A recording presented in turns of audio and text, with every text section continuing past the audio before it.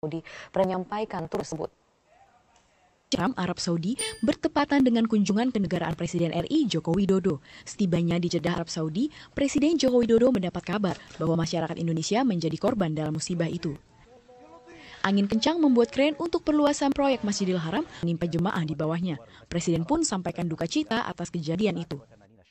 Badai tadi mengangkut sebuah kren untuk pembangunan dan perluasan Masjidil Haram patah dan jamaah haji yang sedang melakukan tawaf.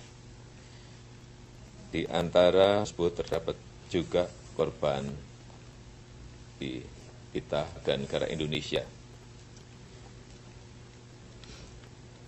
Dan dalam ini saya menyampaikan kita yang sangat dalam kepada keluarga, termasuk semoga keluarga diberikan kekuatan menerima musibah ini.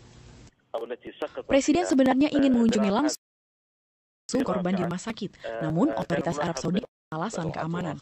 Pemerintah pun berjanji akan memberikan santunan kepada korban. Namun, pemerintah belum bisa memastikan berapa jumlah pasti masyarakat Indonesia yang menjadi korban. Tapi Presiden juga sudah meminta kepada Amirul Hajj dan juga kepada Ibu Menlu untuk terus memantau kepada para korban dan tentunya anak-anak santunan. Jadi itu yang yang sebenarnya ini betul-betul Presiden ingin ke Rumah Sakit Anur, tapi tidak diizinkan karena koordinasinya memerlukan waktu yang cukup lama. Musibah jatuhnya kren di Arab Saudi menimpa jemaah haji yang sedang tawaf di Masjidil Haram. Angin kencang diduga menjadi penyebabnya. Dari Arab Saudi, Eko Frima Andani, Metro TV. Terkait jatuhnya kren di Masjidil Haram, kami sudah tersambung dengan Saiku Bagowi langsung dari Mekah, Arab Saudi. Saiku, ini berapa persisnya warga negara Indonesia yang menjadi korban dan bagaimana kondisi mereka saat ini?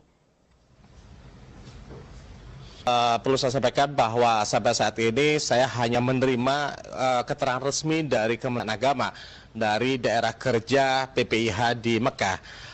Kita tidak bisa informasi yang datang yang begitu banyak, namun kita harus lebih fokus untuk memperoleh satu sumber yang bisa dipercaya. Sampai saat ini data yang saya terima tidak berubah, ya ini rilis yang saya terima pada pukul dini hari tadi, bahwa ada 2 korban meninggal dari Indonesia dan 3 sakit. Ini untuk menginformasi simpang siur yang berkembang bahwa ada tambahan 1 korban meninggal lagi.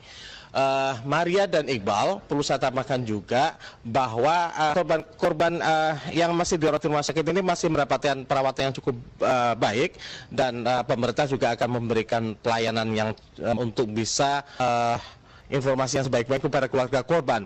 Keluarga korban bisa menghubungi nomor hotline yang sudah disediakan oleh Kementerian Agama. Juga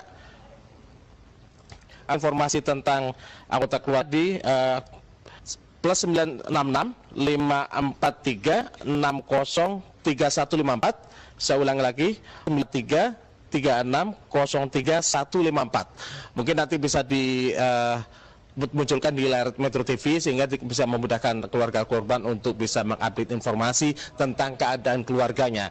Karena bagaimanapun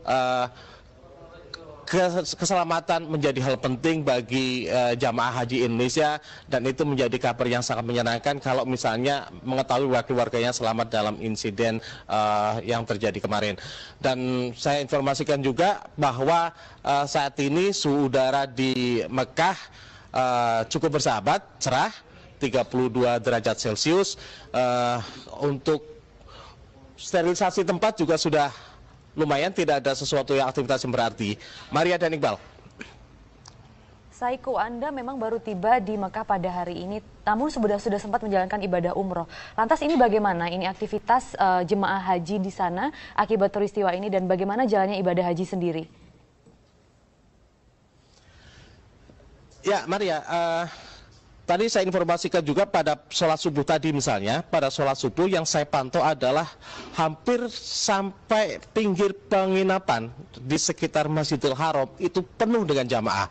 Bisa diprediksi bahwa jutaan umat Islam sudah berada berkonsentrasi di Masjidil Haram untuk melakukan rangkaian ibadah haji.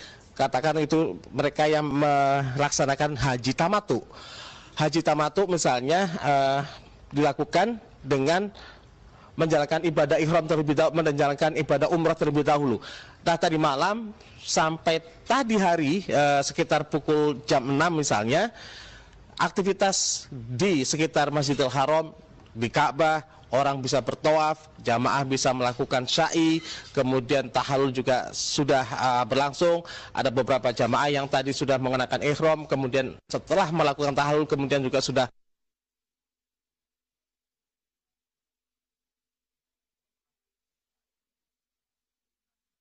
lintas yang ada di sekitar Masjidil Haram. Kemudian ya seperti yang ada di belakang saya ini, bahwa aktivitas sekitar Masjidil Haram itu juga sudah normal, sterilisasi tempat sudah clear, tidak ada masalah. Puing-puing yang ada di sekitar masjid setelah pasca kejadian itu juga sudah selesai semua. Dan tadi memang ada beberapa rombongan dari jamaah ikut mendoakan kepada para korban, khususnya dari Indonesia. Mereka mendoakan dengan caranya masing-masing sesuai ajaran Islam untuk memberikan support dan semoga bisa mendapatkan pahala di sisi Allah Subhanahu wa taala. Maria, kita kembali ke studio. Baik, kita akan tunggu informasi terkininya. Saiku Bagowi melaporkan langsung dari Mekah, Arab Saudi. Yang bisa dipercaya. Saat ini data yang saya terima tidak berubah. Rilis yang saya terima pada pukul dini hari tadi, bahwa ada 2 korban meninggal dari Indonesia, 3 diantaranya masih dirawat di rumah sakit. Ini untuk menginformasi simpang siur yang berkembang bahwa ada tambahan lagi.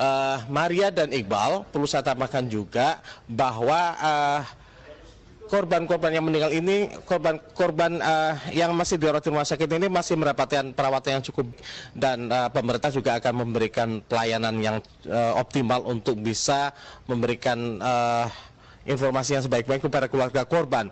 Keluarga korban bisa menghubungi nomor hotline yang sudah disediakan oleh Kementerian Agama. Mereka bisa menelpon siapapun juga. Yang saya catat adalah bahwa nomor telepon yang bisa dihubungi untuk mencari informasi tentang anggota keluarga di